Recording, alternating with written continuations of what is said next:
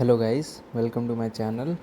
तो जो ये डायग्राम्स आपको दिख रहे हैं, ये चारों, ये डायग्राम्स हैं डीप कैरीज़ के। ठीक है, डीप कैरीज़ एक्चुअली में होता क्या है, हम ये जो इन्फेक्शन है वो जो डीप कैरीज़ है वो एक एडवांस स्टेज है डेंटल कैरीज़ का। ठीक है, जो एक्सटेंड करता है क्लोज टू पल्प।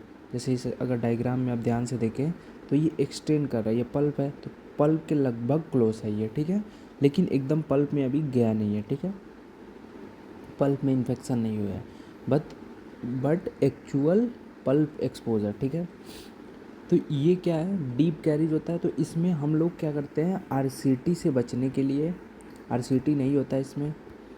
इसमें क्या होता है, हम लोग जहाँ तक डीप कैरीज हुई है, जैसे यहाँ तक देखिए, यहाँ तक गाइस डीप कैरीज हुई है, तो यहाँ पे पहले हम लोग एरोटर या किसी से भी बट लगा के उसको हम लोग इरोड करेंगे सरफेस को, और उसके बाद से वहाँ पे एमटीए, बायोडेंटिन और फिर रेस्टोरेटिव मटेरियल लगा के फिलिंग कर देंगे। उसकी वजह से क्या होगा, जो अंदर इन्फेक्शन जा रहा था वो नहीं जाएगा। ठीक है, चलिए इसकी इटियोलॉजी देख लेते हैं। कॉसेस क्या है, कॉज सबसे पहले पुअर ओरल हाइजीन, दूसरा रिटेंटिव पिट एंड फिशर्स, तीसरा हाई शुगर इंटेक, अगर शुगर इंटेक ज़्यादा है, या फिर एसिडोजेनिक बैक्टीरिया जैसे स्ट्रेप्टोकोकस म्यूटेंस और लैक्टोबैसिलस। ओके, या इन एडुकेट सिल्वरी फ्लो और बफरिंग कैपेसिटी, ये सब ठीक है।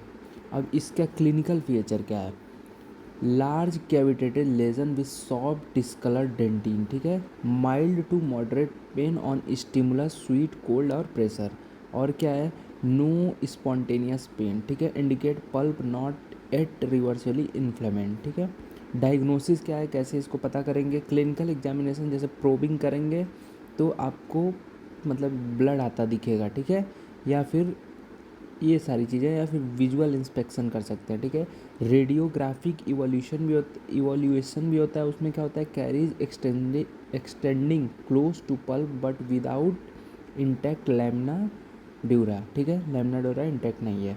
Pulp vitality test positive response होगा, इंडिकेट्स वाइटल प्रिजर्व्ड। ओके, अब देखिए ट्रीटमेंट क्या है।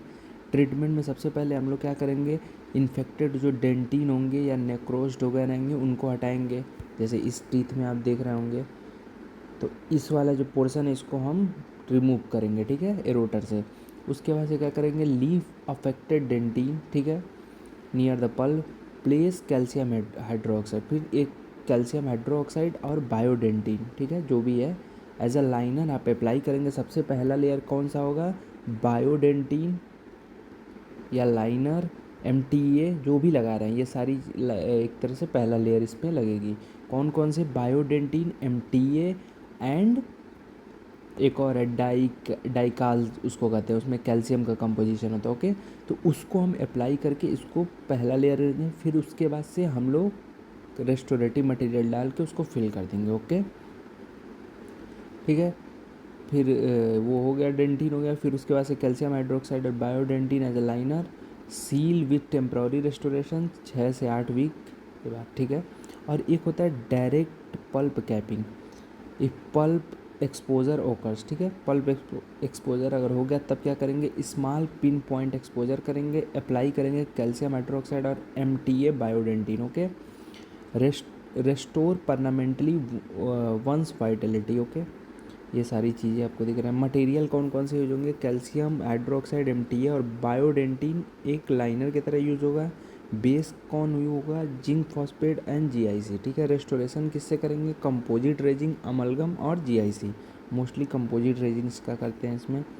ओके, तो यही सब इसमें वो है, और इसमें इम्पॉर्टेंट कुछ कुछ है, जैसे एमटीए हो गया या फिर बायोडेंटिन हो गया। ठीक है, ये सारी चीज़ें इसमें इम्पॉर्टेंट है। तो एमटीए क्या है गाइस, अगर आप पढ़े हो तो रिकॉल करिए, हम पढ़ाइए हमें भी। देखिए मैं ही पढ़ा देता हूँ।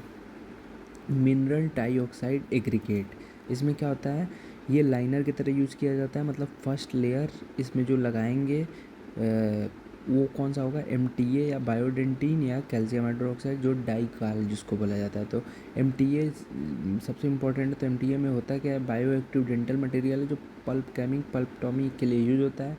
कंपोजिशन इसका इम्पॉर्टेंट है, किसका, एमटीए का। इसको बाद में भी एक बार पढ़ा दूंगा, एनटीए, बायोडेंटीन और डाइकाल, इसका एक अलग से लेक्चर आएगा। तो आज के लिए इतना ही, मिलते हैं नेक्स्ट चैप्टर में। Thank you guys, thank you so much.